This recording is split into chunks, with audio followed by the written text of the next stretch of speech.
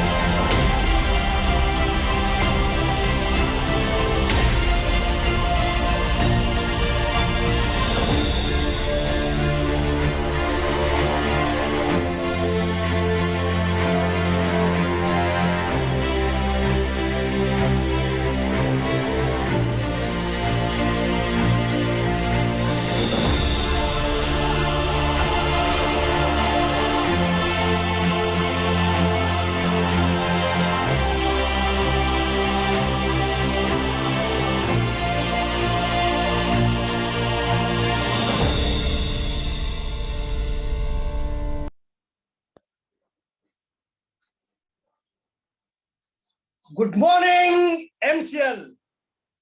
नमस्कार दोस्तों, मैं मंकेश शेलार आपका होस्ट।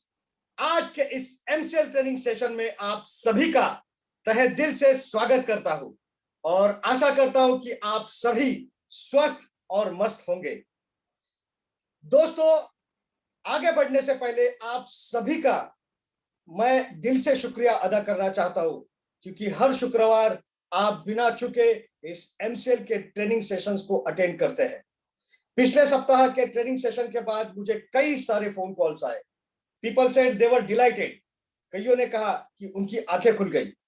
और क्यों ना हो, हम हमारा पूरा विश्व ग्लोबल वार्मिंग नाम के इस विनाशकारी बॉम्ब के ऊपर बैठा है, तभी मुझे इससे लेना देना क्या है, मैं आखिर क्या करूंगा, ये कहकर हम अपनी जिम्मेदारियों से मुंह नहीं मोड़ सकते।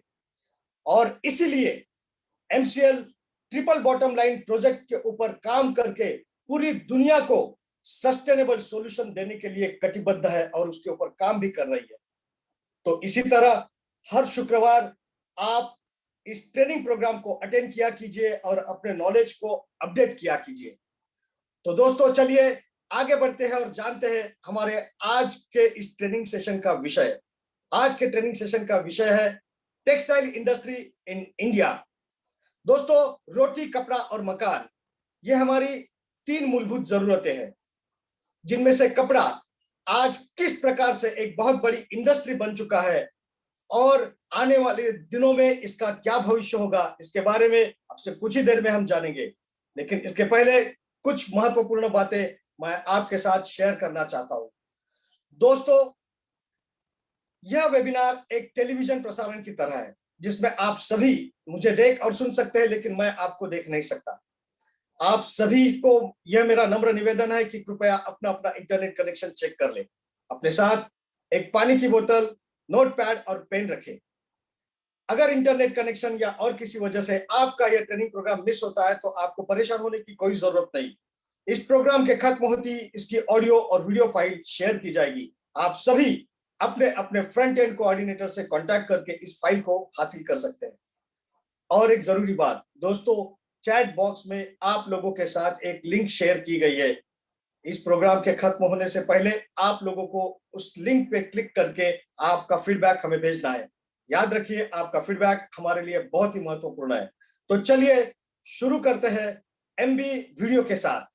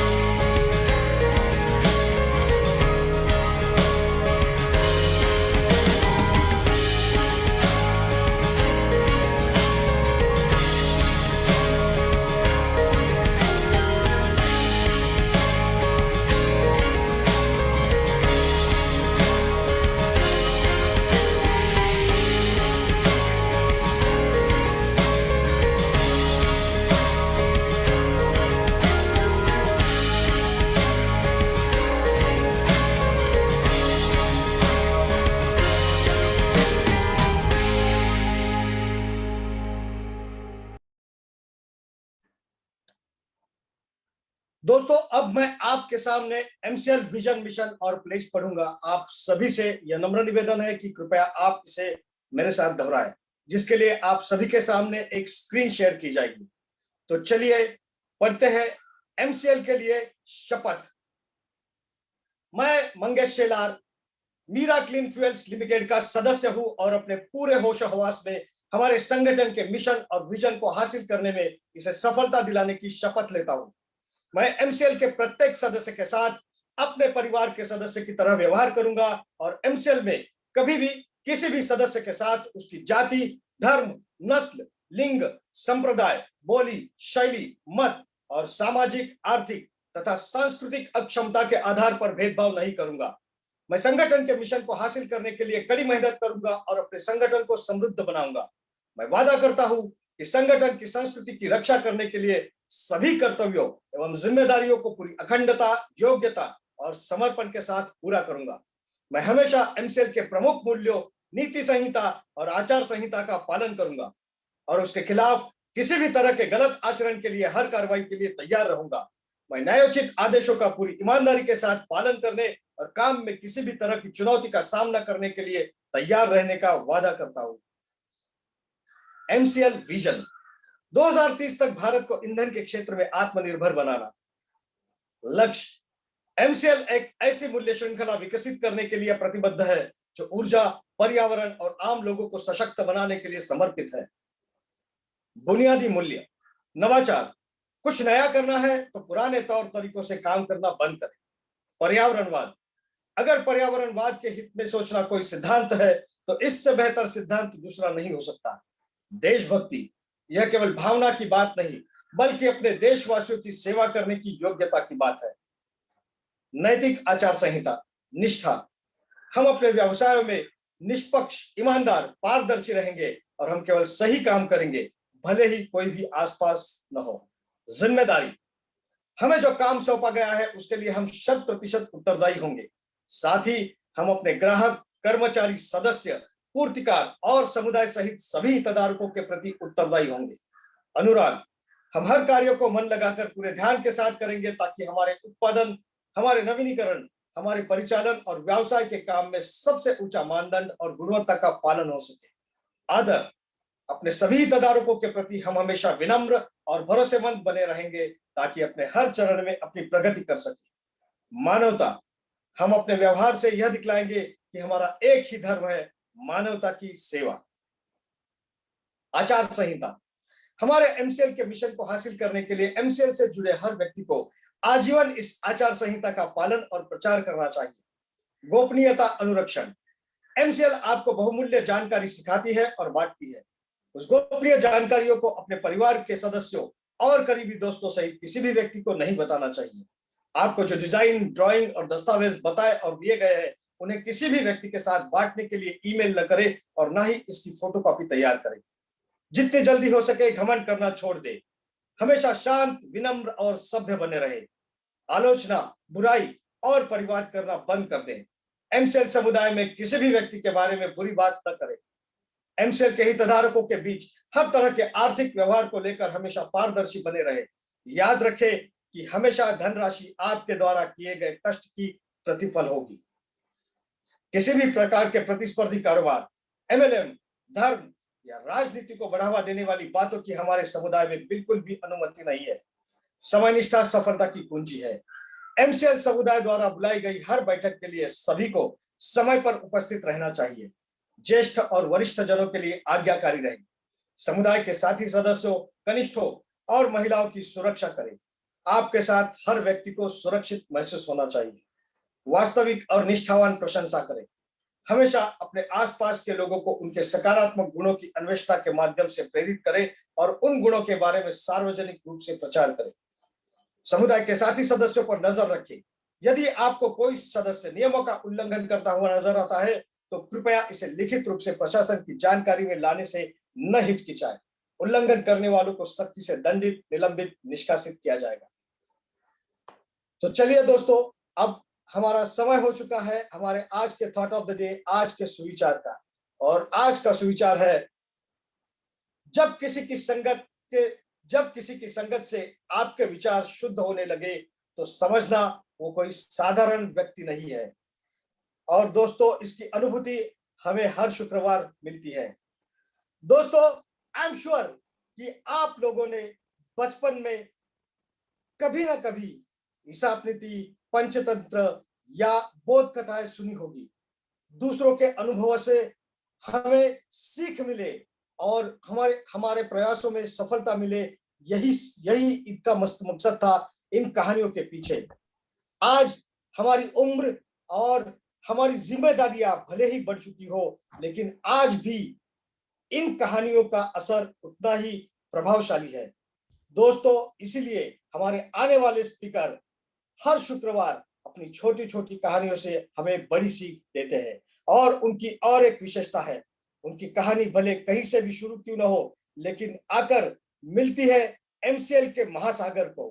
तो दोस्तों, चलिए आमंत्रित करते हैं technocrat, young and dynamic personality, executive director of MCL, miss Prachi Dhole. Thank you, Mangesh sir. So good morning everyone and welcome to the webinar session of Mira Cleanfuels Limited. Or today we'll start with the date first. Today is 26/11 यानी 26/11 और आज का जो दिन है वो इतिहास में, भारत के इतिहास में हमेशा याद रखा जाता है एंड स्पेशली मुंबई के इतिहास में, बिकॉज आज के दिन यानी 2008 में कुछ लोग जो गनमैन है वो मुंबई में उन्होंने एंट्री किया था और पूरे मुंबई में उन्होंने दहशत फैलाई थी, तो जिसमें आज 175 से ज्यादा लोगों की मौत हुई, 300 से ज्यादा लोग वाउंडेड हुए और मुंबई के कई पुलिस ऑफिसर्स, कांस्टेबल्स जो कि ऑन ड्यूटी थे, उनको हमने आज के दिन गवाया। So on this day, on the behalf of MCL family, would like to salute them all and their families. जब उन्होंने मुंबई में एंट्री की, साउथ मुंबई में, और वो जब पहुंचे तो उन्होंने मेन जो एरियाज है मुंबई के जहाँ पे उन्हें बहुत ज्यादा क्राउड मिल सकती है, जैसे कि सीएसटी रेलवे स्टेशन हो गया, लियोपोल्ड कैफे हो गया, कुछ हॉस्पिटल्स हो गए, थिएटर्स हो गए, तो इस तरीके से उन्होंने टारगेट किया जहाँ पे वो ज्यादा से ज्यादा लोगों को, भारतीय लोगों को हानि पहुंचा सके। लेकिन उनके एक सभी टारगेट्स में एक बहुत ही इम्पोर्टेंट टारगेट था और that was Taj hotel. So Taj hotel जो कि प्राइड सिर्फ मुंबई का नहीं है, पूरे देश का वो प्राइड है। This is because it was the first 5 star hotel in India जो कि एक भारतीय ने शुरू किया था। और यहाँ पे उनका सबसे ज्यादा फोकस था बिकॉज यहाँ पे सिर्फ इंडियंस नहीं बल्कि इंटरनेशनल लोग भी थे और वो जो दहशत है वो पूरे इंटरनेशनल लेवल पे वो जाता था। उनके टारगेट थे वहां पे उस दिन मौजूद रहे 1500 लोग इंक्लूडिंग द स्टाफ ऑफ ताज। लेकिन उस दिन वहां पे जो भी हुआ वो एक इतिहास बन गया और वो इतिहास कैसे बना उसकी स्टोरी आज हम सुनने वाले। तो जैसे वहां पे गनमैन जो है उन्होंने ताज के होटल में एंट्री की, तो एंट्री करने के बाद में इमीडिएटली जो रिसेप्शनिस्ट है उन्होंने सभी जो स्टाफ थे उनको इन्फॉर्म किया था। और ये स्टोरी शुरू करने से पहले मैं आपको ये बताना चाहूंगी, मैं हमेशा आपको इंस्पिरेशनल स्टोरी बताती हूँ, बट जो हीरोज होते हैं वो आज की स्टोरी से यही हमें समझ में आता है कि वो बचपन से या कहीं ऐसे समझ के पैदा नहीं होते। जो सिचुएशंस होती है वो उन्हें एक चांस देती है टू बिकम अ हीरो और to become a common man. So इस हिसाब से आज हम ऐसी स्टोरी जानेंगे, इंस्पिरेशनल स्टोरीज की, हीरोज विद द सिचुएशंस कैसे क्रिएट होते हैं। वहां पे जैसे ही उन्होंने एंट्री की, डिफरेंट लोग थे जो अपने अपने काम में थे और उनको पता भी नहीं था कैसे कुछ हो सकता है और ऐसा कुछ होता भी है तो कैसे रिएक्ट करना है। ये ना ही किसी उनको ट्रेनिंग दिया गया था, ना ही उनके एसओपी में लिखा था, ना ही उनके रूल बुक में लिखा था, ना ही ऐसा कोई सिस्टम था जो उनको बता सके कि ऐसे सिचुएशन में कैसे बिहेव करना है। लेकिन जैसे ऐसे हुआ, रिसेप्शनिस्ट थ्रू सभी लोगों को उन्होंने इन्फॉर्म कर दिया। अभी कहीं पे बैंक्वेट हॉल में वहां पे हिंदुस्तान यूनिलीवर के टॉप ऑफिशियल्स थे, सीईओ, ये सब लोग, and they were having the dinner party. जो बैंक्वेट मैनेजर थी, she was just 24 year girl, जिसके अंडर 35 स्टाफ थे और 150 लोग थे जो कि वो डिनर पार्टी अटेंड कर रहे थे। लेकिन जब ये हुआ तो immediately she took the decision, उसने सभी बैंकर्स के डोर क्लोज किए, लाइट्स ऑफ किया और सबको बोला कि आपको अपनी ही जगह पे रहना है। और उन्होंने सभी लोगों को, उनके स्टाफ ने तब तक सर्व किया जब तक कि वो सभी लोग सिक्योर नहीं हो सकते। वैसे ही अगर जो शेफ थे, ही वॉज 45 ईयर्स ओल्ड, और शेफ और पूरे जो होटल स्टाफ है उनको पता था कि यहाँ पे इवैक्यूएशन या एग्जिट कहाँ से हो सकती है, लेकिन जो शेफ थे वो उन्होंने एग्जिट नहीं किया। वो सभी लोग तब तक वहां पे रुके रहे जब तक वो सभी लोगों को सेफली इवैक्यूएशन प्रोसेस से बाहर ना भेज सके। Third and most important, GM, जो ताज होटल के जीएम थे, जीएम जनरल मैनेजर थे, वो तभी वहां पे प्रेजेंट नहीं थे। वो कहीं और ताज होटल में ही एक कॉन्फ्रेंस अटेंड करने गए थे, लेकिन जैसे ही उन्हें पता चला वो छोड़ के होटल में आए। He was a main person जिनको पता था कि ये सिचुएशन को हैंडल कैसे कर सकते हैं। वो तब तक उस पूरे प्रोसेस में इतने इन्वॉल्व थे कि वो अपने घर पे भी बताना भूल गए थे कि मैं जिंदा हूँ। But when he called his father, और उन्होंने अपने पिताजी को बताया कि मैं जिंदा हूँ, तो उनके पिताजी भी उनको ये बोले कि सन, डू योर ड्यूटी फर्स्ट, यानी आप अपना कर्तव्य पहले निभाइए। तो इस तरीके से जिस तरीके ताज स्टाफ ने बिहेव किया, अल्टीमेटली रिजल्ट ये आया कि 1500 में से सिर्फ 31 लोगों की मौत हुई, जिसमें से 30% होटल का स्टाफ था। और ये पूरे दुनिया के लिए एक रिकॉर्ड था कि ऐसे कैसे हो सकता है। वो स्टाफ जिनको होटल में से सेफ कैसे निकलना है ये सब पता था, लेकिन किसी ने भी ये नहीं किया। उन्होंने पहले ये समझा कि जो भी लोग हैं उनकी सुरक्षा हमारे लिए ज्यादा महत्वपूर्ण है। तो इस तरीके से ड्यूटी निभाने से पीछे का रहस्य क्या है या ये कैसे हुआ, ये केस स्टडी बनी ना सिर्फ इंडिया के लिए बट देन पूरे दुनिया में से जो टॉप बिजनेस स्कूल माना जाता है, Harvard business school, Harvard university जिसको बोलते हैं, उन्होंने इस केस स्टडी को अच्छी तरीके से स्टडी किया, रिसर्च किया और सर्वे किया। उनको पहले लगा कि ये रिसर्च के हिसाब से जब उन्होंने सर्वे स्टार्ट किया तो उन्हें लगा दिस इज बिकॉज कि इंडिया के ट्रेडिशन में ऐसे लिखा है अतिथि देवो भव, यानी इट मीन्स जो भी हमारे घर पे आता है मेहमान, हम उसको भगवान की तरह ट्रीट करते हैं, इसीलिए शायद इन्होंने ऐसे किया होगा। But then is it true कि अगर कहीं पे भी ऐसा होता था तो इसी तरीके से लोग रिएक्ट करते थे? सेकंड, उन्हें लगा this is because the hospitality industry. Hospitality industry में ये रूल है कि आपको जो गेस्ट है उनको आपको हर तरीके से सुरक्षित रखना, ये पहली चीज है। लेकिन फिर से क्वेश्चन आता है कि अगर ये किसी और होटल में किसी होता था तो क्या इसी तरीके से लोग या स्टाफ बिहेव करते थे?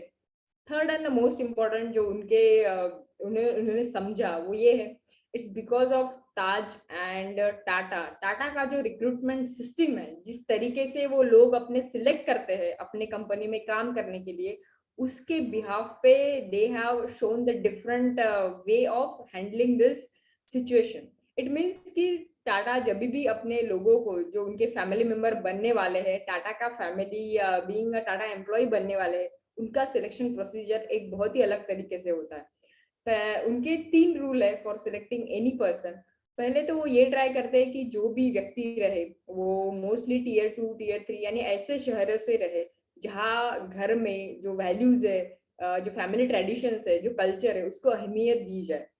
नंबर 1 चीज वो अपने कैंडिडेट में ये दिखते हैं कि they respect their elders and the seniors. Second thing जो उनका रूल है that is his positive attitude. Irrespective of कितनी भी कठिनाइयां या चैलेंजेस आए, वो हमेशा पॉजिटिवली उसको हैंडल करना, ये उनका सेकंड चीज है। थर्ड एंड मोस्ट इम्पॉर्टेंट, दे सी कि that person respect the duty. उसको जो भी काम दिया हो वो उसको रिस्पेक्ट करता है, ये वो हमेशा देखते हैं।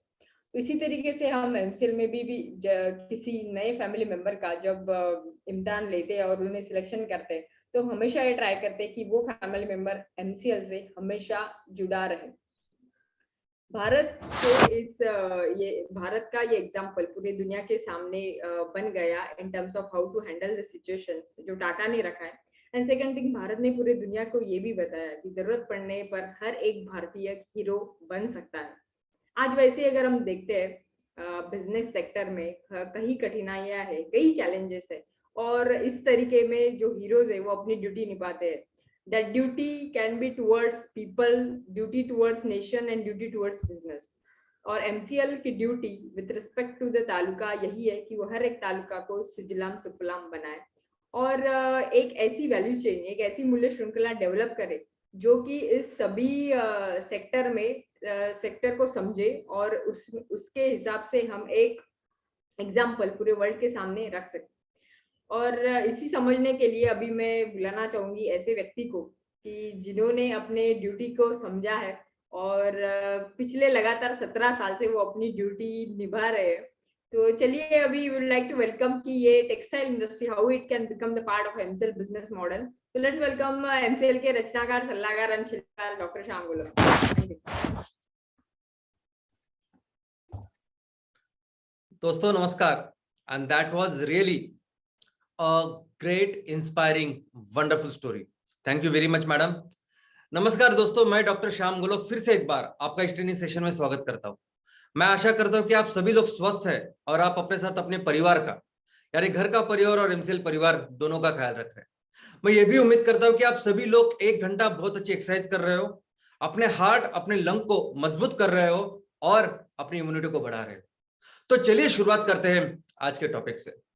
दोस्तों आज का जो टॉपिक है ये एक ऐसी इंडस्ट्री है कि जो इंडस्ट्री अपने भारत में एग्रीकल्चर के बाद, कृषि के बाद सबसे ज्यादा लोगों को एम्प्लॉयमेंट प्रदान करती है। एक ऐसी इंडस्ट्री जो भारत की सभ्यता के साथ, दुनिया के मनुष्य के सभ्यता के साथ, जिस इंडस्ट्री की भारत में शुरुआत हुई और हजारों सालों तक भारत इस इंडस्ट्री में हमेशा अव्वल रहा है। एक ऐसी इंडस्ट्री की जिसके संस्कृति और परंपरा के लिए पूरी दुनिया इसे जानती है। एक ऐसी इंडस्ट्री जिस इंडस्ट्री ने भारत को हमेशा इकोनॉमी में, अर्थव्यवस्था में आगे रखा है। एक ऐसी इंडस्ट्री जो इंडस्ट्री एग्रीकल्चर, अपनी कृषि से लेके इतनी जुड़ी हुई है कि उसका विकास यानी कृषि का विकास और कृषि का विकास यानी उसका विकास। तो चलिए जानते हैं ऐसी इंडस्ट्री के बारे में। सबसे पहले हिस्ट्री। दोस्तों पूरी जो दुनिया की सभ्यता है, लोगों की सभ्यता है, ऐसे बोलते हैं कि उसकी शुरुआत हुई लगभग 20,000 साल के पहले। जो सबूत हमारे पास है वो लगभग है 6,000 साल पहले के।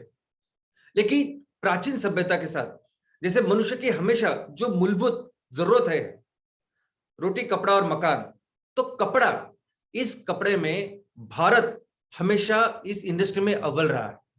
भारत ने इस हजारों सालों तक पूरी दुनिया को वस्त्र का बिजनेस भारत ने हमेशा अव्वल रहा है और पूरी दुनिया को इस वस्त्र का उन्होंने एक्सपोर्ट किया है। भारत उन दिनों अगर आप देखोगे तो रेशम और कॉटन या रुई कपास जिसे कहते हैं, इन दोनों का ही इस्तेमाल या उपयोग होता था इस पूरे टेक्सटाइल इंडस्ट्री में। और हजारों साल तक कॉटन की अगर हम लोग बात करें तो भारत की पूरी दुनिया में मोनोपोली थी। पूरी दुनिया से लेके, इनफैक्ट अगर आप रोमन से लेके इजिप्ट के जो पिरामिड्स है, वहां भी आज तक ऐसे सबूत है कि वहां जो वस्त्र का उपयोग हुआ है वो वस्त्र भारत से आए हैं। हमारे यहाँ मोहनजोदड़ो, हड़प्पा, ये संस्कृति को हमने देखा है। इस संस्कृति में भी अगर आप देखोगे तो वहां बहुत सारे ऐसे दस्तावेज, ऐसे सबूत हमें मिले हैं कि वो ये दर्शाते हैं कि उन दिनों में भी यहाँ भारत में ये जो वस्त्रोद्योग है उसका काफी डेवलपमेंट हुई थी, विकास हुआ था। वहां ऐसे ऐसी सुइयां प्राप्त हुई है, नीडल्स प्राप्त हुई है, जो सुइया धातु की या जो जानवर होते उनके जो बोन होते उनकी तैयार हुई है, और जिनकी जो अलग अलग प्रकार देख के साबित होता है कि वस्त्रोद्योग कितने आगे तक डेवलपमेंट हुआ था। दोस्तों भारत एक ऐसा देश है कि जहां अपने हर जगह, हर गांव में, हर तहसील में अपने अपने एक संस्कृति, अपनी सभ्यता, एक परंपरा है। मैं हमेशा कहता हूं कि एक तहसील यानी एक अपना अलग ऐसे राज्य की तरह है।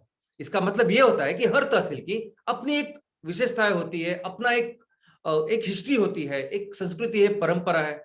वहां रहने वाले लोग, उनकी बोली, जो वो काम करते हैं, वहां के जियोग्राफिकल लोकेशंस। हमने देखा कि भारत में बंजर जमीन से लेके हिमालय भी है, यहाँ समुद्र भी है और घाटी भी है। दोस्तों वैसे ही हमारे हर गांव में ये जो कल्चर है, ये जो परंपरा है, इसका अस्तित्व हमें उसके वस्त्रोद्योग में, हर वस्त्र में भी दिखाई देता है।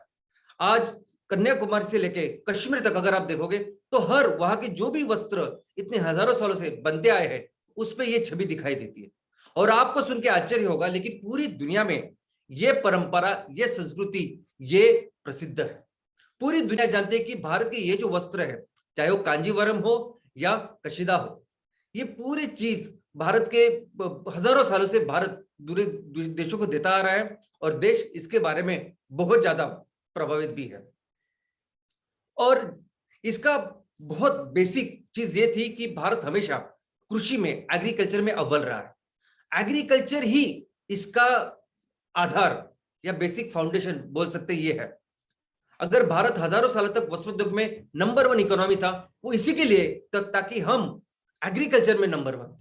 एग्रीकल्चर में हम लोग बहुत बढ़िया है। जो टेक्नोलॉजी हमारे पास उन दिनों थी, जो इनपुट, जिस तरह की खेती हम लोग कर रहे थे, वो उन जमाने में बहुत ही आगे थी। और इसी का आधार फिर वस्त्रोद्योग में हुआ। और हम हमेशा इन दोनों के साथ तब से लेके आज तक एग्रीकल्चर और ये वस्त्रोद्योग यानी कृषि और वस्त्रोद्योग, ये हमेशा वेरी क्लोजली रिलेटेड है, ऐसे सेक्टर्स है। स्वतंत्रता में जब गांधी जी आए तो उन्होंने भी स्वदेशी का नारा अपनाया। हाँ दोस्तों, हमारे पास एक ऐसी व्यवस्था थी कि हम लोग इस वस्त्र में हर गांव में, जैसे मैंने कहा कि हर गांव में, हर तहसील में अलग अलग तरह के वस्त्र हुआ करते थे और वो पूरी दुनिया में फेमस थे। लेकिन क्या हुआ कि अंग्रेज आने के बाद एक ऐसा देश जहां रॉ मटेरियल बिल्कुल 1 एकड़ में भी बनता ना हो, बिल्कुल बनता ना हो, वो पूरा देश दुनिया में वस्त्रोद्योग के बारे में नंबर 1 कंट्री बन गया और वो देश था ब्रिटेन। दोस्तों, जैसे अंग्रेज आए, ईस्ट इंडिया कंपनी आई। ईस्ट इंडिया कंपनी का मूलभूत जो उद्देश्य था वो इस वस्त्रोद्योग में भी बिजनेस करना ही था। वो यहाँ आए थे इस उद्देश्य से। हम लोग हमेशा जानते हैं कि भारत मसालों के लिए फेमस था, लेकिन जो इकोनॉमी का अहम हिस्सा था वो मसाले से भी ज्यादा ये वस्त्रोद्योग था। जब ईस्ट इंडिया कंपनी आई, यही व्यापार करने के लिए आई थी, क्योंकि हम पूरी दुनिया को वस्त्र दिया करते थे और बार्टर में उनके वहां की जो भी चीजें वो लिया करते थे। जब अंग्रेज आए उसके बाद उन्होंने पूरे अपने देश को सिर्फ रॉ मटेरियल सप्लाइंग कंट्री, यानी उनके यहाँ जो फैक्ट्रियां लगी है वस्त्रोद्योग के लिए, उसके लिए रॉ मटेरियल देने वाला एक देश ऐसा बना के रख दिया। अपने पूरे देश में अंग्रेजों ने जो भी रेल नेटवर्क शुरू किया, जो भी रोड का नेटवर्क उन्होंने बिठाया, जो भी ट्रांसपोर्टेशन उन्होंने बेहतर बनाया, वो इसीलिए ताकि ज्यादा से ज्यादा रॉ मटेरियल वो अपने देश में लेके जाए। यहां तक कि बंबई जैसे शहर उन्होंने जैसे डेवलप किए, वो बंबई इसलिए डेवलप किया कि उनको एक अच्छा पोर्ट चाहिए था जहां से पूरा रॉ मटेरियल वो लेके जाए और वहां का जो बना हुआ तैयार माल वो लेके आए। तो ब्रिटेन उन दिनों ऐसा देश इस वस्त्रोद्योग में नंबर 1 का देश बना, जबकि उनके पास बिल्कुल रॉ मटेरियल की पैदाश नहीं होती थी। उसके बाद उन्होंने ऐसा किया कि पूरा सूरत से लेके मुंबई, ये जो बेल्ट है उसको डेवलप किया। आज की तारीख में भी अगर आप देखोगे तो वस्त्रोद्योग में सबसे डेवलप, जहां सबसे ज्यादा काम होता है, सबसे ज्यादा व्यापार होता है, सबसे ज्यादा मैन्युफैक्चरिंग होती है, वो ये बेल्ट है। और इसकी परंपरा अंग्रेजों से है। स्वतंत्रता के आजादी की जो लड़ाई हम लोगों ने लड़ी, उसमें महात्मा गांधी जी ने स्वदेशी का आह्वान किया, स्वदेशी की मूवमेंट, स्वदेशी का आंदोलन शुरू किया। और उसमें यही था कि ये अंग्रेज हमारे यहाँ से रॉ मटेरियल लेके जाते थे, वहां फिनिश प्रोडक्ट, तैयार माल तैयार करते थे और यहाँ बेचते थे।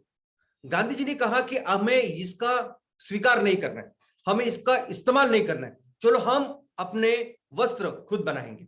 और ये एक बहुत अच्छा इंपुटस था कि इस पूरे सेक्टर में ज्यादा से ज्यादा फैक्ट्री बनने का। और इस पीरियड में, इस दौरान बहुत ज्यादा फैक्ट्री का निर्माण हमारे देश में हुआ। स्वतंत्रता के बाद में भी हमारी पूरी अर्थव्यवस्था में हमेशा ये वस्त्रोद्योग, ये जो इंडस्ट्री है, ये हमेशा इंपॉर्टेंट इंडस्ट्री रही है। दोस्तों, ये जो पूरी टेक्सटाइल इंडस्ट्री है पूरी दुनिया भर में, इसके अलग अलग सेक्टर्स है वस्त्रोद्योग में, जिसके बारे में आज हम लोग जानेंगे। पहले तो ये समझ लेते हैं कि हमारे देश में जो इस वस्त्रोद्योग को लेके जितने भी प्रोडक्ट्स है पूरी दुनिया में, सिर्फ लिबास की बात नहीं, लेकिन वस्त्रोद्योग में जो जो प्रोडक्ट्स लोगों को लगते हैं, जिसकी डिमांड पूरी दुनिया में, हर तरह के प्रोडक्ट्स आज भारत में बन रहे हैं। और इसके सेक्टर्स अगर हम देखेंगे तो सबसे इंपॉर्टेंट नंबर 1 सेक्टर अगर कोई है तो वो है मैन मेड सेक्टर्स, यानी एमएमएफ। इसे मैन मेड फाइबर सेक्टर ऐसा भी कहा जाता है। ये जो वस्त्र बनते हैं ये जाहिर है फाइबर या धागे से बनते हैं, तंतु से बनते हैं। और ये धागे दो तरह के होते हैं। एक तो धागा वो है जो प्रकृति हमें देते हैं, जिसे हम नैसर्गिक नेचुरल ऐसे धागा बोलते हैं, और उससे वस्त्र हम लोग करते हैं। और दूसरा जो धागा है वो मैनमेड यानी मनुष्य ने बनाया हुआ मैनमेड धागा है। लेकिन आपको सुन के ताज्जुब होगा कि जो चीज ग्लोबल वार्मिंग के लिए रिस्पॉन्सिबल है, जो क्रूड ऑयल जिसको हम 100% रिप्लेस करने की बात कर रहे हैं, जो क्रूड ऑयल जिससे पेट्रोल डीजल सभी तरह के ईंधन आते हैं जिसकी वजह से ग्लोबल वार्मिंग हो रही है, और हम सभी लोग एमसीएल के फैमिली में हमें पूरे ईंधन को अपने ईंधन से रिप्लेस करने की बात कर रहे हैं, वो क्रूड ऑयल जिसके वजह से ये केमिकल फर्टिलाइजर्स की शुरुआत होती है, केमिकल फर्टिलाइजर जिससे बनता है, इंसेक्टिसाइड्स बनते हैं, और जिसकी वजह से ये पूरी कैंसर की खेती आज की तारीख में हो रही है और दुनिया में एक कैंसर फैलता जा रहा है। वही क्रूड ऑयल इस मैन मेड फाइबर सेक्टर में भी है। दोस्तों आपको सुन के ताज्जुब होगा, लेकिन वस्त्र उद्योग में सबसे ज्यादा वस्त्र की निर्मित जो होती है वो भी इसी क्रूड ऑयल से होती है। मैन मेड फाइबर्स यानी मनुष्य निर्मित धागा जो है वो मैक्सिमम आता है इस क्रूड ऑयल से। तो जब हम लोग कहते हैं कि हमें इस क्रूड ऑयल को मिटाना है, जब हम लोग बात करते हैं कि क्रूड ऑयल की जो इंडस्ट्री है इसमें से सिर्फ यही नहीं तो पेट्रोकेमिकल के कितने सारे प्रोडक्ट्स हैं, पेट्रोल, प्लास्टिक, रबर, ये पूरी पेंट इंडस्ट्री, ये पूरे कॉस्मेटिक इंडस्ट्री, ये इसके ऊपर निर्भर है। तो आप सोच सकते हैं कि क्रूड ऑयल को अगर हमें पूरी तरह से मिटाना तो इतना आसान नहीं है, क्योंकि कितने सारे इंडस्ट्रीज आज इसके ऊपर डिपेंडेंट है। वस्त्र उद्योग ये दुनिया का वन ऑफ द बहुत बड़ा ऐसा सेक्टर है, वो भी आज की तारीख में पूरी तरह से डिपेंडेंट है इस क्रूड ऑयल के ऊपर। पूरी दुनिया में सबसे ज्यादा वस्त्र बनते हैं ये इस मानव निर्मित धागों से, मैन मेड फाइबर से। और इसके भी दो प्रकार है। एक प्रकार यह है कि जो क्रूड ऑयल से वैसे के वैसे वो फाइबर बनाते हैं, उसके वस्त्र बनाते हैं, जिसमें ये नायलॉन, रेयॉन, पॉलिएस्टर, टेरिन, ये सब कुछ है। आज आप जहां बैठे हो, आप अपने घर में हो, अपने ऑफिस में हो, आपके घरों में जो भी कर्टन्स, पर्दे लगे हुए हैं वो इससे बनते हैं। आपके यहाँ जो कारपेट है वो इससे बनता है। जहां आप तकिए पे सोते होंगे, गद्दी जो होगी, तो गद्दी के ऊपर भी जो क्लॉथ रहेगा वो इसका है। आपके टेबल के ऊपर जो क्लॉथ है वो इसका है। जो बहुत सारे टी शर्ट, बहुत सारे जो आप इस्तेमाल करते हैं स्पोर्ट्स में, वो मैक्सिमम इसके बनते हैं, मैक्सिमम इसके ही कपड़े का इस्तेमाल होता है। दूसरा जो फाइबर है उसे हम लोग कहेंगे विस्कस मटेरियल। विस्कस मटेरियल यानी जो रेशम है उसको रिप्लेस करने वाला एक ऐसा मटेरियल ये लोग बनाते हैं। इसमें सिर्फ क्या करते हैं कि इस क्रूड ऑयल के जो फाइबर्स है उसके साथ तो वुड का यानी लकड़ी का भूसा या लकड़ी का जो पल्प है उसको मिलाते हैं, ताकि आपको ऐसे दिखने वाला प्रोडक्ट मिले, रेशम जैसा। असली रेशम बहुत महंगा, वो नैसर्गिक नेचुरल होता है। आप आज की तारीख में भी किसी वेंडर के पास जाएंगे, किसी दुकान में जाएंगे, तो वो कहेगा कि दो तरह के सिल्क मेरे पास है। एक तो प्योर सिल्क जो काफी महंगा होता है उससे, और दूसरा विस्कस सिल्क। तो दोस्तों ये वो विस्कस सिल्क है। आपको सुन के ताज्जुब होगा, लेकिन पूरी दुनिया में आज की तारीख में इसी मटेरियल का इस्तेमाल होता है।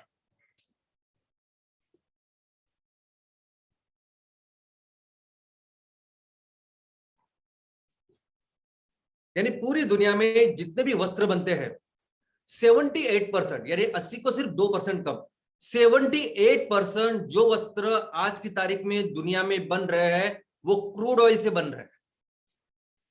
ये विस्कस और ये मैनमेड फाइबर जो मैंने बताया इससे ही बनते हैं।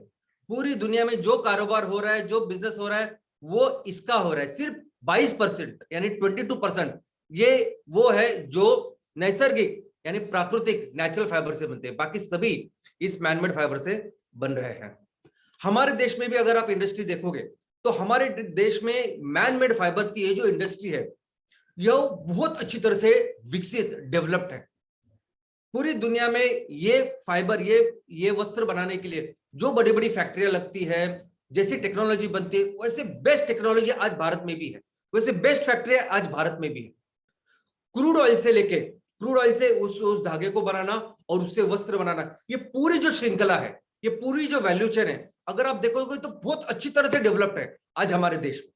जो भी बाहर का पैसा आता है, कोई भी अगर इस सेक्टर में भारत में आज इन्वेस्ट कर रहा है, तो सिर्फ इस सेक्टर में, इस विषय में इन्वेस्ट कर रहा है। क्योंकि बाहर की कोई कंपनी अगर आएगी तो वो पैसे के साथ टेक्नोलॉजी भी लेके आएगी, तो वो बेस्ट टेक्नोलॉजी भी लेके आती है।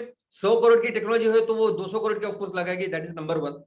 दूसरा, हम लोग एक बहुत बड़ी मार्केट है, अगर आप देखोगे तो हमारे पास इतना ग्रोथ पोटेंशियल है।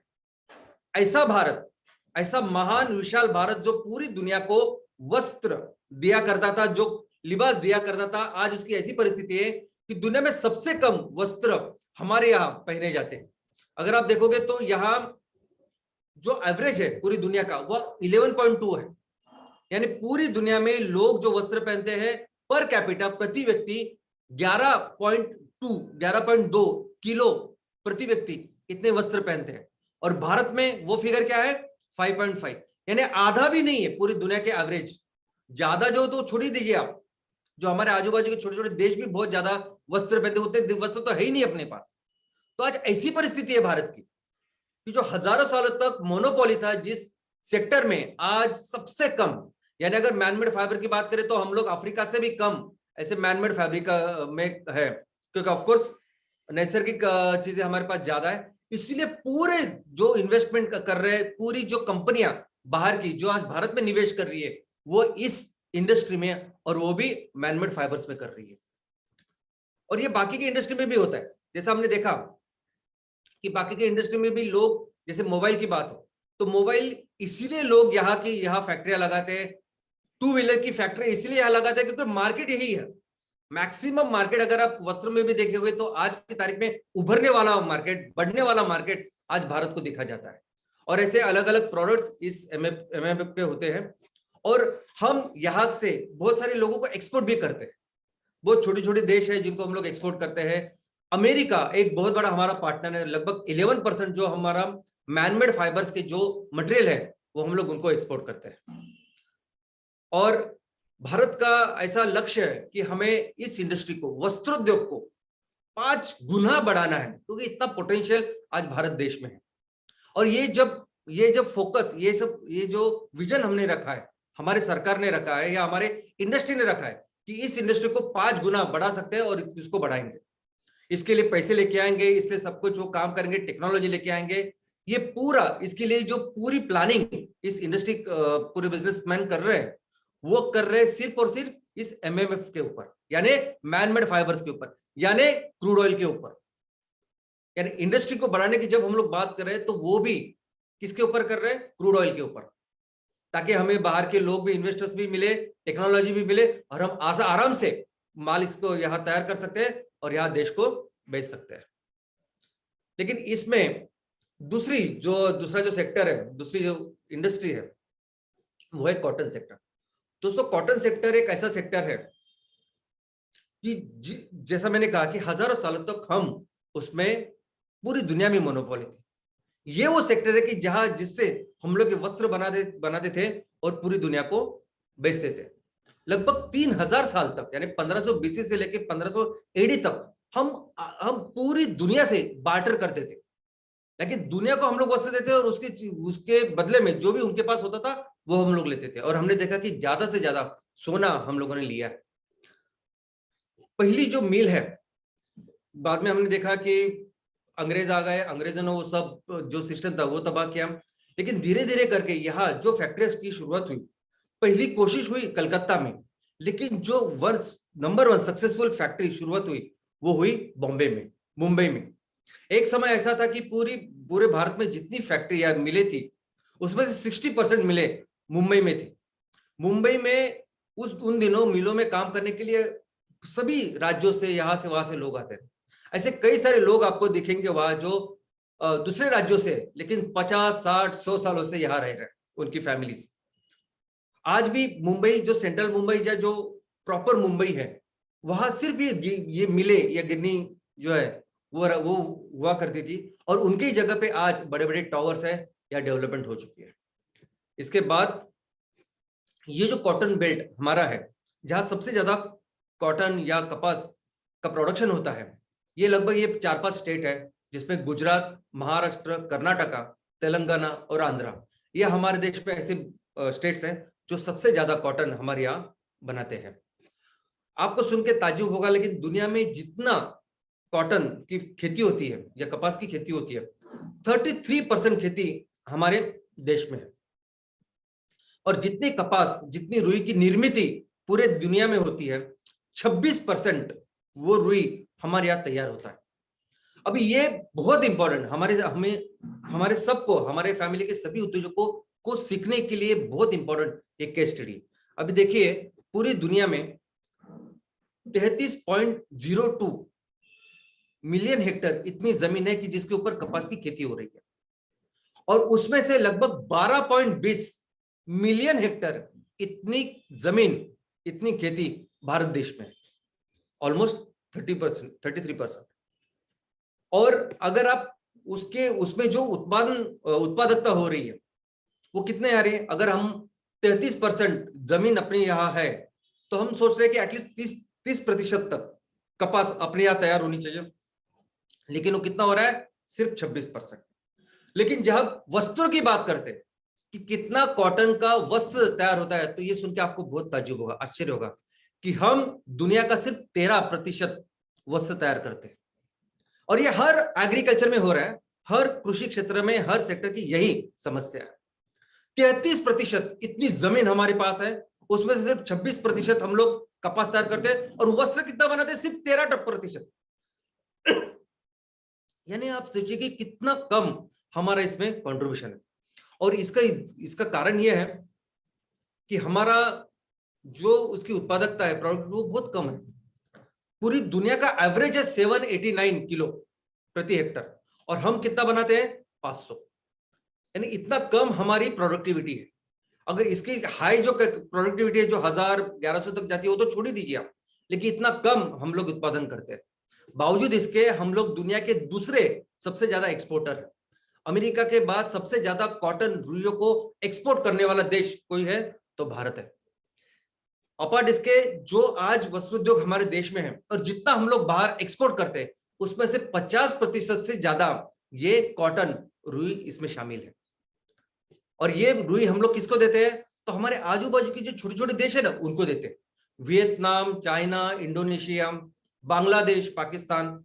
लेकिन वस्त्रोद्योग में अगर इनका कंट्रीब्यूशन अगर आप देखोगे, ये देश छोटे छोटे हैं, हमारे आसपास है, हम इनको रुई दे रहे हैं, कपास दे रहे हैं, लेकिन ये लोग हमसे रुई लेके आज वस्त्रोद्योग में अगर उनका कंट्रीब्यूशन अगर आप देखोगे तो वो बहुत ज्यादा है। दोस्तों, कई सारे दुनिया के ऐसे ब्रांड है कपड़े में, इतने जबरदस्त, इतने हाईफाई ब्रांड है कि जिनके दुकान हमारे देश में है ही नहीं। और कुछ थोड़े जो ब्रांड है जो एक्सक्लूसिव माने जाते हैं, मैं उनके बारे में बताता हूं, जैसे ज़ारा, गैप, डीजल, ऐसे कुछ दुकानें जो सिर्फ मेट्रो में आपको 1-2 दिखाई देंगे। लेकिन आपको सुन के ताज्जुब होगा, ये सभी बड़े बड़े ब्रांड, इंक्लूडिंग ये ज़ारा वगैरह सब, इंक्लूडिंग लेवाइज वगैरह, सब कुछ, ये सभी कॉटन रुई के लिए भारत के पास आते हैं, भारत से वो रुई लेके जाते हैं। भारत पूरी दुनिया को जहां सबसे अच्छा वस्त्र बनते हैं, सबसे महंगे वस्त्र बनते हैं, उनको रुई कपास आज भी दे रहा है। इसलिए भारत का जो एक्सपोर्ट है वो 50% से ज्यादा है। यानी मुझे तो लगता है कि परिस्थिति वैसी ही है। अंग्रेजों के जमाने में भी हम लोग रॉ मटेरियल देते थे, वहां ब्रिटेन अपना माल तैयार करता था और पूरी दुनिया में नंबर 1 था वो माल तैयार करने और बिजनेस में। वैसे ही आज हो रहा है। आज भी हम लोग इतनी जमीन हमारे पास है, इतना रॉ मटेरियल हम लोग तैयार करते हैं और बाहर वालों को देते हैं, ताकि वो बहुत महंगा कपड़ा तैयार करे, लोगों को बेचे और पैसा कमाए। दूसरा जो सेक्टर है वो है हैंडलूम सेक्टर। तो हैंडलूम सेक्टर के बारे में तो कोई भी देश हमारे आजू बाजू भी नहीं, हैंडलूम सेक्टर में हमारा कोई हाथ भी नहीं पकड़ सकता, इतने आगे हम लोग। हस्तकला यानी हैंडलूम सेक्टर। हस्तकला को तो आप सुन के आपको ताज्जुब होगा कि आज की तारीख में भी हम लोग हस्तकला में इतने आगे है, इतना इंपॉर्टेंट हमारे लिए हस्तकला है कि आज की तारीख में भी हमारे देश को अगर सबसे ज्यादा पैसा, सबसे ज्यादा इनकम हमारा कुछ है वो हस्तकला से। कैसे? तो ये जो हीरे जवाहरात है, ये हीरे जवाहरात ये बाहर से आते हैं क्रूड, और यहाँ आने के बाद, यहाँ भारत में आने के बाद यहाँ के हमारे जो कारागिर है वो उसको तराशते हैं और वो उनको फिर से बेचते हैं, यानी जॉबर जैसे। लेकिन वो भी हम लोग इस तरह ये हस्तकला कर रहे हैं कि आज की तारीख में सबसे ज्यादा इनकम, सबसे ज्यादा पैसे हमको इस हस्तकला से मिलते हैं। और वैसे ही काम हो सकता है हमारा वस्त्र उद्योग में। दोस्तों, हमारी जो परंपरा है, हमारी जो संस्कृति है, ये दुनिया में कहीं भी नहीं है। और इतने जबरदस्त, इतने अच्छे प्रोडक्ट्स हम लोग बना सकते हैं और बना रहे हैं, हजारों सालों से बना रहे हैं। हजारों लोग जो हमारे पास है, जो कौशल्य हमारे पास है, वो दुनिया में किसी के पास नहीं है। एम्प्लॉयमेंट जनरेशन की बात करूं तो हमने देखा कि कृषि के बाद सबसे ज्यादा एम्प्लॉयमेंट इस सेक्टर में है, लेकिन इस सेक्टर में सबसे ज्यादा, इस वस्त्रोद्योग में सबसे ज्यादा एम्प्लॉयमेंट हस्तकला से आती है। जितना ज्यादा हम लोग इस हमारी चीज को, हमारी स्ट्रेंथ को बढ़ाएंगे, इतने सारे लोगों को हम लोग उनका रोजगार दे पाएंगे। और एक अच्छी चीज, एक सबसे बेस्ट, सबसे बढ़िया चीज, कि आप कितने भी बड़े बड़े टेक्नोलॉजीज डेवलप करो, आप रोबोटिक मशीन लाओ, आप बड़ी बड़ी फैक्ट्रियां तैयार करो, लेकिन हस्तकला में जो क्रिएटिविटी होती है वो कभी भी मशीन में आ ही नहीं सकती।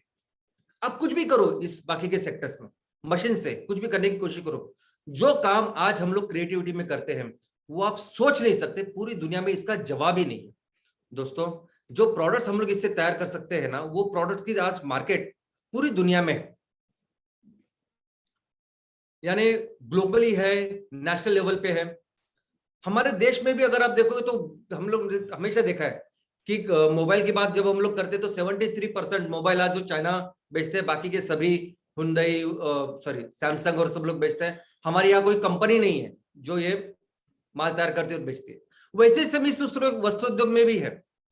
जिस तरह के कपड़े आज बेचे जाते हैं मार्केट में, जिस तरह के लोग खरीदते हैं, अगर हम लोग उनको अवेयर करें तो ये हमारे देश में भी बहुत अच्छा मार्केट है। और ग्लोबल तो आप सोच नहीं सकते, क्योंकि कोई कंपटीशन ही नहीं है इस सेक्टर में। तो मुझे लगता है कि ये जो ताकत है अपनी, इस ताकत को हमें बढ़ाना चाहिए।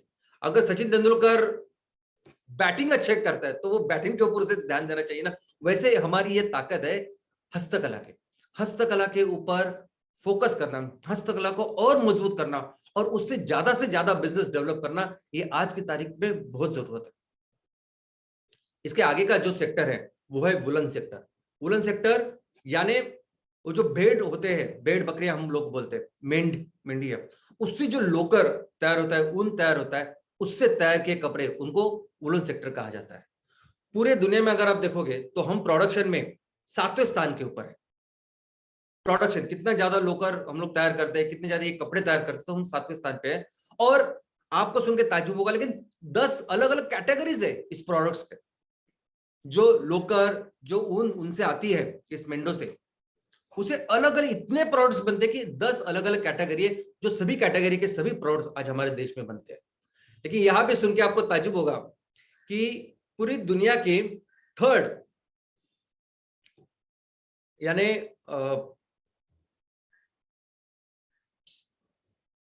तीसरी, अगर ये मेंढे कितने पास है, सबसे ज्यादा कितने के पास है, तो उसमें तीसरे स्थान पे हम लोग हैं।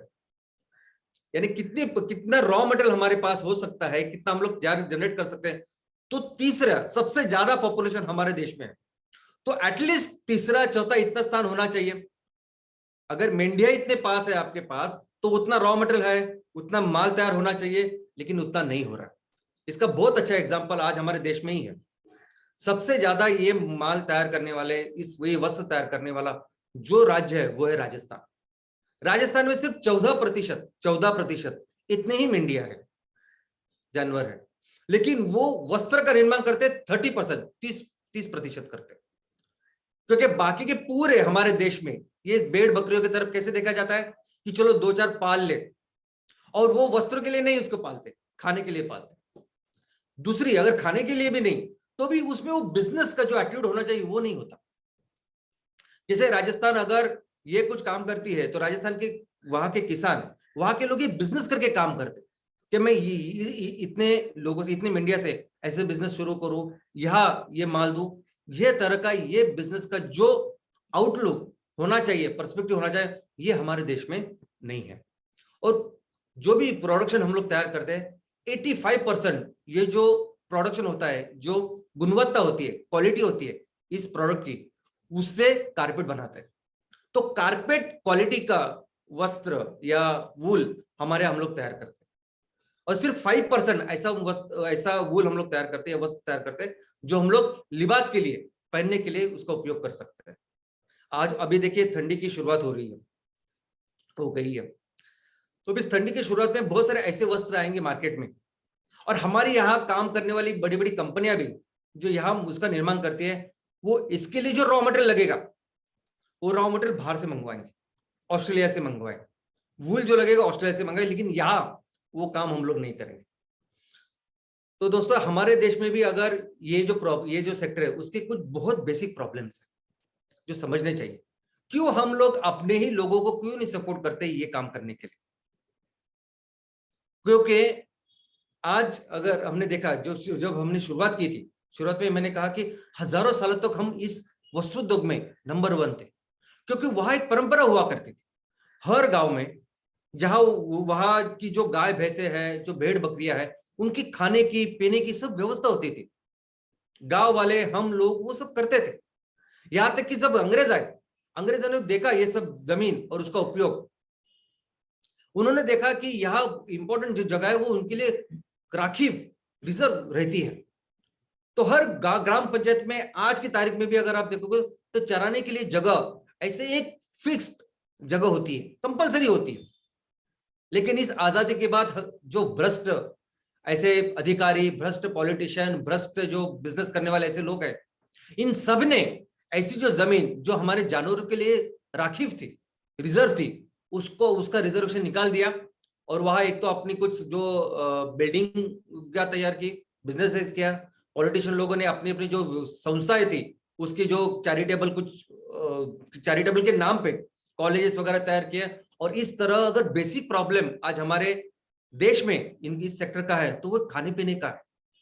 इनको सिंपल जो क्रोन होनी चाहिए, जो चरने के लिए जगह होनी चाहिए, वही आज हमारे देश में बिल्कुल नहीं, और कोई इसके ऊपर ध्यान में नहीं था। और यही बाकी के सब चीजें, जैसे बेसिक जो इनपुट्स होने चाहिए, जैसे प्रोसेसिंग चीजें होनी चाहिए, वो आज हमारे देश में एब्सेंट है।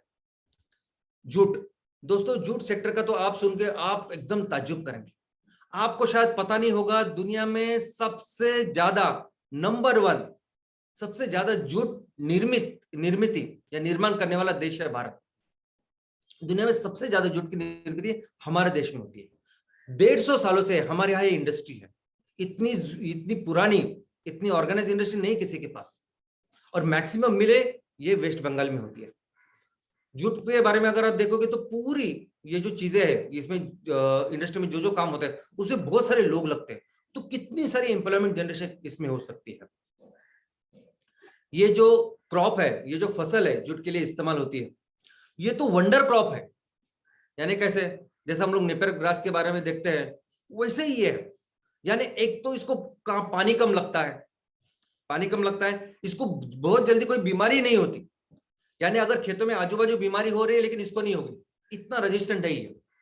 तीसरा, एक 4 महीने का फसल है, लेकिन उसमें हर चीज की योग्यता है, हर चीज का हम लोग इस्तेमाल कर सकते हैं। जैसे हमारे यहाँ नारियल होता है, नारियल के हर पार्ट को आप इस्तेमाल कर सकते हैं। वहां वैसे ही जूट में, अगर उस जूट के आजू बाजू जो पत्ते आते हैं उसको खाने में इस्तेमाल कर सकते हैं। उसके जो आजू बाजू फाइबर्स आते हैं, ऑफकोर्स उससे जूट की निर्मित होती है। और बीच में जो पल्प होता है उससे आप कागज बना सकते हैं। और ये बहुत अच्छी, यानी अगर आप पैडी या चावल तैयार कर रहे हो उससे दुगना ये इनकम दे सकता है फार्मर्स को, ऐसा ये क्रॉप है। और जूट के जो प्रोडक्ट्स है उसके बारे में भी आप सोच नहीं सकते। आपने सिर्फ सुना होगा कि जूट से क्या बनती है, बैगें बनती है, थैली बनती है, बड़ी बड़ी गोनियां बनती है।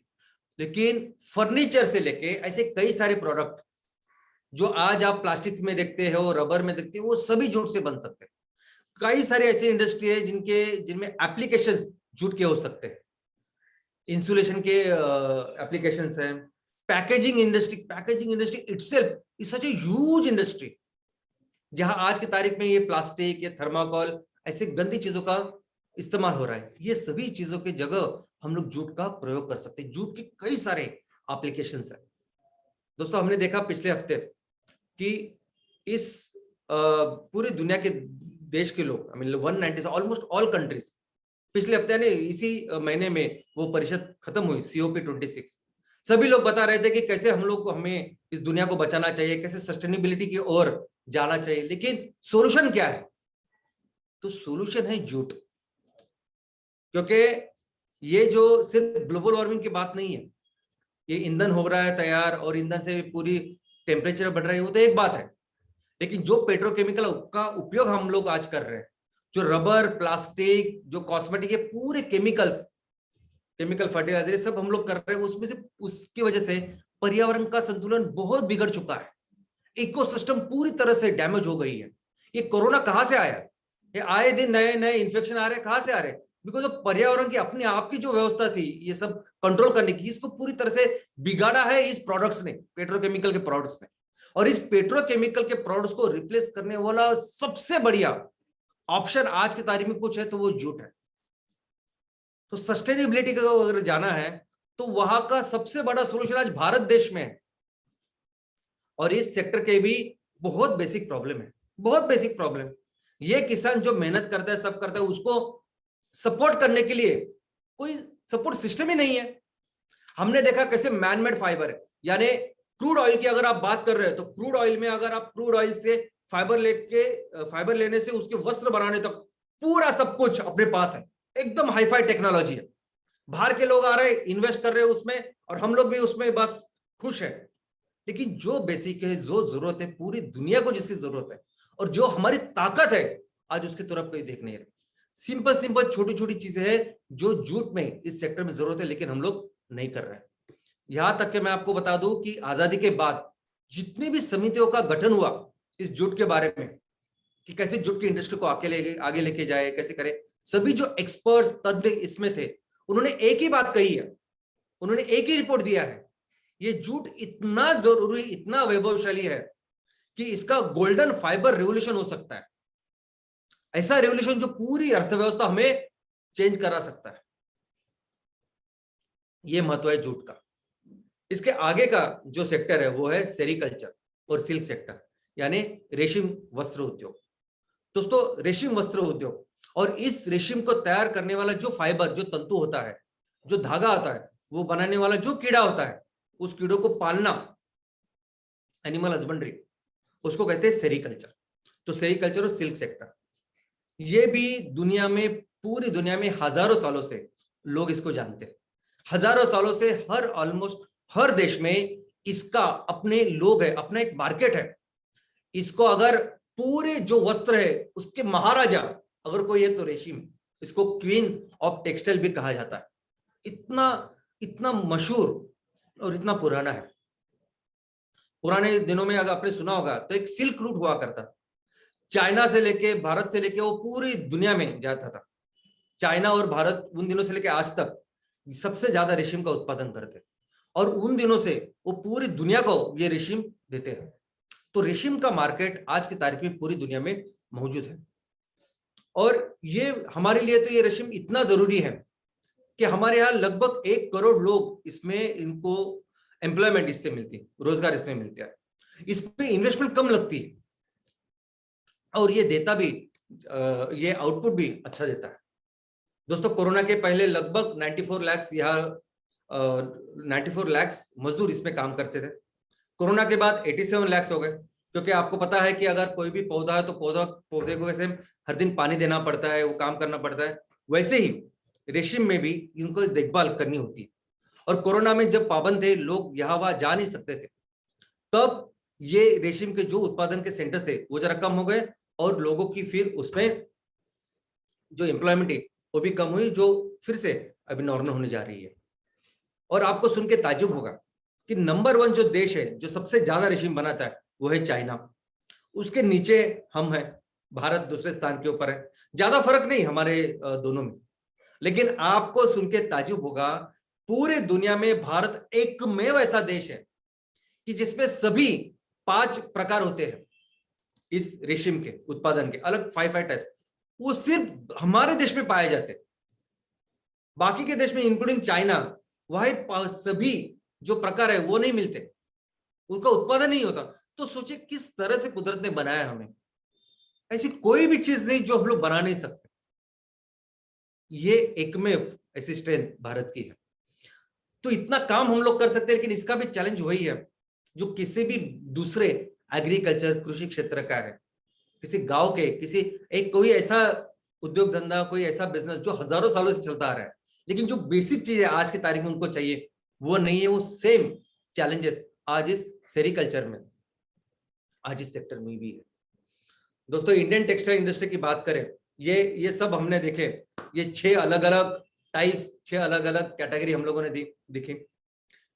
तो लेकिन इस पूरे 6 चीजों को लेके जो आज की तारीख में हमारे भारतीय वस्त्रोद्योग है, उसका हम लोग अगर देखें तो जो भी इंडस्ट्रियल आउटपुट है उसका 7% आउटपुट हमारा होता है। यानी इंडस्ट्रियल आउटपुट यानी क्या, यानी जितनी सारी इंडस्ट्रीज लगी हुई है, यानी ऑटोमोबाइल से लेके शुगर वगैरह सब कुछ उसमें से 7% वो होता है वस्त्रोद्योग। लगभग 4.5 करोड़ लोग इसमें काम करते हैं, 4.5 करोड़, और वो एग्रीकल्चर के बाद 4.5 करोड़ फैमिलीज इसके ऊपर निर्भर है। 2% जीडीपी जितना भी हमारा घरेलू उत्पादन है, 2% उत्पादन आता है इससे। जितना भी हम लोग बाहर के लोगों को एक्सपोर्ट करके कमाते हैं, 12% आता है इससे, वस्त्रोद्योग से। जितना भी बिजनेस आज की तारीख में पूरी दुनिया में हो रहा है, भारत का जो कंट्रीब्यूशन है, भारत कितना करता है, तो 5% करता है। और यही ग्लोबल की बात करें, ग्लोबल टेक्सटाइल इंडस्ट्री की, तो आप देखेंगे कि हमारा देश 5% करता है, 5% हम बिजनेस करते हैं। लेकिन छोटे छोटे देश हमारे बाजू में जो है वो आज की तारीख में हमसे बहुत ज्यादा बिजनेस करते हैं। देखिए ताइवान को, देखिए पाकिस्तान को, देखिए कोरिया को, चाइना को, ये सभी देश, वियतनाम को, ये सभी छोटे छोटे देश होते हुए भी ज्यादा बिजनेस हमसे करते हैं। कहां थे हम लोग, क्या कर सकते और क्या कर रहे हैं आज की तारीख। और ये जो भी इन्वेस्टमेंट हो रही है ना, आज की पिछले साल 28,000 करोड़ से ज्यादा इन्वेस्टमेंट हमारे यहाँ हुई, हमारे इस सेक्टर में, हमारे देश में। कहा हुई? क्रूड ऑयल में हुई। क्रूड ऑयल से लेके, यानी वस्त्रोद्योग में हुई, लेकिन क्रूड ऑयल का जो वस्त्रोद्योग है उसमें हुई। कोई कर ही नहीं रहा काम। अभी जो 6 सेक्टर देखे हम लोगों ने, और आपने देखा कि एक सेक्टर, ये मैनमेड फाइबर, भाई ये जो क्रूड ऑयल से फाइबर और वस्त्र बनाने का काम, वो तो कहीं भी हो सकता है ना, वो कहीं भी हो सकता है। वियतनाम में हो सकता है, चाइना में हो सकता है, म्यांमार में हो सकता है, यूएस में हो सकता है, यूरोप में कहीं भी हो सकता है। लेकिन जो बाकी के 5 सेक्टर है जहां हम हजारों सालों से नंबर 1 देश है, वहां कहां कोई आ रहा है, उनको कोई लेना देना ही नहीं, कोई निवेश नहीं कर रहा है, कोई उसके ऊपर काम नहीं कर रहा। तो दोस्तों, ये जो टेक्सटाइल इंडस्ट्री है ना, इसका इंपॉर्टेंस इतना ज्यादा है। किसी भी एंगल से आप देखिए, ये वस्त्रोद्योग किसी भी एंगल से, इकोनॉमिक एंगल का अगर हम लोग बात करें तो हम नंबर 1 अर्थव्यवस्था थे ना इतने हजारों सालों तक, उसका प्रमुख कारण था ये वस्त्रोद्योग। पूरी दुनिया को, ये सभी जो हम लोगों ने 5 सेक्टर देखे, पूरी दुनिया को देते थे, और आज भी पोटेंशियल आज भी रखते हैं कि हम लोग देश का। आज की तारीख में भी सबसे ज्यादा इंडियन इकोनॉमी को सबसे ज्यादा जो एक्सपोर्ट हो रहा है वो इससे हो रहा है, ज्यादा पैसे इससे मिल रहा है। हमने देखा इंडस्ट्रियल आउटपुट लीजिए, जीडीपी लीजिए, इस सब में अच्छा कंट्रीब्यूशन है। सोशल अगर आप देखोगे तो कृषि के बाद सबसे ज्यादा लोग इस पे काम करते हैं, और जूट, सेरिकल्चर, ये सभी ऐसे है ना, कॉटन, कि इस पे बहुत ज्यादा लोग लगते हैं काम करते हैं। जैसे इनका विकास हम लोग करेंगे तो बहुत सारे लोगों को आज रोजगार, नौकरियां भी मिल सकती है। और जैसे इस सेक्टर को डेवलप करें तो अपने आप वो एग्रीकल्चर, कृषि का भी हम लोग डेवलप कर सकते हैं। एनवायरनमेंट की बात पूरा जमाना, पूरी दुनिया कर रही है। सब लोग बोलते हैं, यहाँ वहां सब मोर्चे जा रहे हैं, आंदोलन हो रहे हैं कि कैसे ग्लोबल वार्मिंग से लोगों को बचाया है, कैसे ये पूरी जो सस्टेनेबिलिटी है उसको फिर से कायम करें, और इसका सोल्यूशन किधर है? और इसका सोल्यूशन फिर से इंडिया के पास है, भारत के पास। जूट को देखा, कॉटन को देखा, सेरिकल्चर को देखा, यही सस्टेनेबिलिटी है। दोस्तों, हमारे पास आज भी वो योग्यता है, आज भी, जिसके वजह से हजारों सालों तक हम लोग नंबर 1 के देश, नंबर 1 की जो इकोनॉमी थे जिसकी वजह से थे, वो आज भी हमारे पास। इनफैक्ट मुझे तो लगता है कि जितनी जरूरत उन दिनों थी उससे ज्यादा जरूरत आज है। ग्लोबल वार्मिंग, ये बाकी के सभी जो प्रॉब्लम आज जैसे आपने देखा, हमारे देश से लेके हर देश आज इससे जूझ रहा है। तो ये, और जो हम लोग प्रोडक्ट्स तैयार करेंगे, ये प्रोडक्ट्स सोल्यूशन है, दवाइयां है इस सब चीजों के लिए। तो आज तो सबसे ज्यादा जरूरत है, और आज भी हमारे यहाँ पोटेंशियल कि हम इस इकोनॉमी में, इस सेक्टर में नंबर 1 का सेक्टर बन सकते हैं। तो क्यों नहीं हो रहा है, क्यों नहीं कर रहे काम? इतना सब कुछ है, इतना बड़ा इतिहास हमारे सामने है, सब कुछ चीजें हमारे सामने हैं, फिर भी हम क्यों नहीं हो रहा है भारत में? और उसका कारण एक ही है, और ये इसको भूल रहे हैं हम लोग। ये जो आदमी है कि ये जो सब कर सकता है, जिसके हाथ में ये ताकत है, इसको हम लोग भूल रहे हैं। हमको सिर्फ एक काम करना पड़ेगा, हमारे किसान, हमारे लोग, ये जो है, ये जो कृषि व्यवस्था है, ये जो नेचुरल फाइबर्स की बात हम लोग कर रहे हैं, बस उसको मजबूत कर रहे हैं।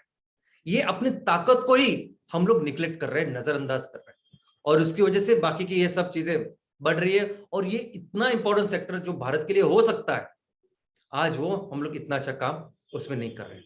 और इसी का सोल्यूशन है हमारा एमसीएल विलेज प्रोजेक्ट। दोस्तों, बाकी की जगह पे आप कैसे देखोगे, किसी भी इंडस्ट्री में क्या होता है कि आप पहले फैक्ट्री लगाते हो, फैक्ट्री के बारे में सोचते हो कि मैं फैक्ट्री लगाने वाला हूं, मैं उत्पादन तैयार करके यहाँ बेचने वाला हूं, मुझे रॉ मटेरियल यहां से मिलने वाला है। तो रॉ मटेरियल लाया, उत्पादन तैयार किया और बेचा। एमसीएल में हम लोग वैसा नहीं काम कर।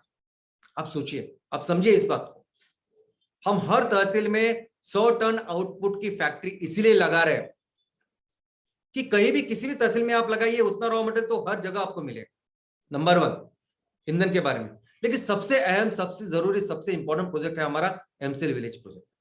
हर ग्राम पंचायत में लोग क्या कर सकते हैं, उनकी क्या एग्रोक्लाइमेटिक कंडीशंस है, क्या चीज वो बखूबी कर सकते हैं, किसमें वो कौशल्य उनको है, किस तरह की जमीन है, कैसी डेमोग्राफी है, और उसमें क्या बेस्ट जो रॉ मटेरियल तैयार कर सकते हैं, जिसको हम लोग प्रोसेस मार्केट करके पूरी दुनिया को बेच सकते हैं।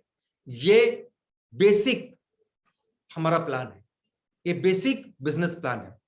सबसे इंपॉर्टेंट है एमसीएल विलेज प्रोजेक्ट, और उसको रख के हम लोग प्रोसेसिंग और फैक्ट्रियां तैयार करेंगे। और एमसीएल विलेज प्रोजेक्ट इसीलिए हम लोगों ने तैयार किया है कि हम लोग फिर से हमारी इकोनॉमी में वहां लेके जा सकते हैं। आज हमने देखा एक ऐसा सेक्टर, जिस सेक्टर के ऊपर भी अगर हम लोग फोकस करें, आए थे हम ऑयल एंड गैस को लेके, लेकिन ये हर सेक्टर को अगर आप अच्छी तरह से पढ़ाई करेंगे तो आपको पता चलेगा कि इस सेक्टर के सारे भी हम लोग बहुत बड़ी अर्थव्यवस्था बन सकते हैं। और अगर सस्टेनेबिलिटी की जहां तक बात है, तो हम पूरी दुनिया का नेतृत्व इसमें कर सकते हैं। और मुझे पता है बहुत जल्दी हम मिलके, हमारा पूरा एमसीएल परिवार मिलके ये काम करेगा। धन्यवाद।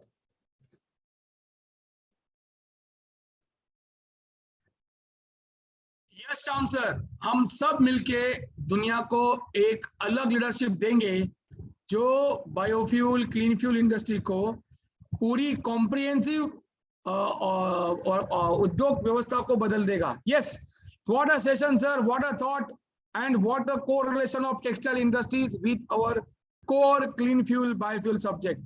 Thank you very much Sham sir, and good morning MCL India परिवार।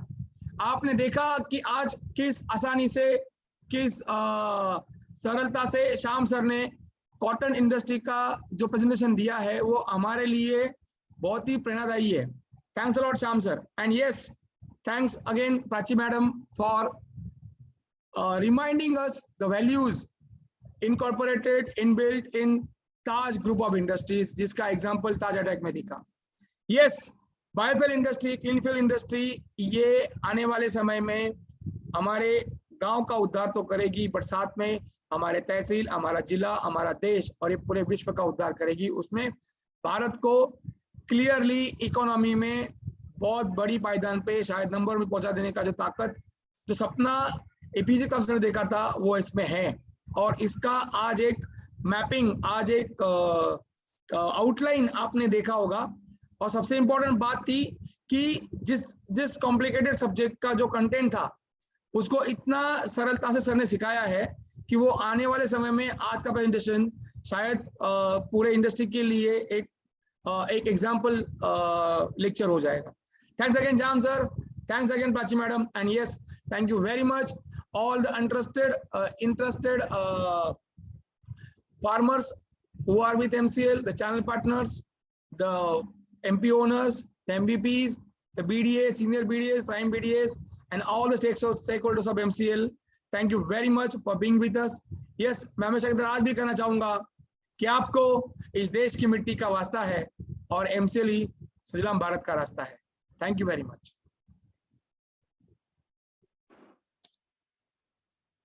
Thank you very much, Dr. Lavesh sir. Thank you for being here and encouraging us. Thank you very much, Prachi madam. जिस प्रकार से आपने आज फिर एक बार हमारे culture का और जिस वैल्यू सिस्टम्स के ऊपर हमारा पूरा भारत देश खड़ा है, उन चीजों का जिस प्रकार से आपने विवेचन किया है वो काबिले तारीफ है। और जिसका जीता जाता एग्जाम्पल था 26/11 के अटैक में, जो ताज के एम्प्लॉयज ने, ताज के कर्मचारियों ने जो जिस प्रकार से उन्होंने उस समय जो बिहेव किया और दुनिया के सामने एक एग्जाम्पल सेट किया, वो काबिले तारीफ था। थैंक यू वेरी मच फिर एक बार ये सारी चीजें याद दिलाने के लिए। एंड फिर एक बार दिल से शुक्रिया अदा करना चाहता हूं मैं डॉक्टर श्याम सर का, जिन्होंने टेक्सटाइल इंडस्ट्री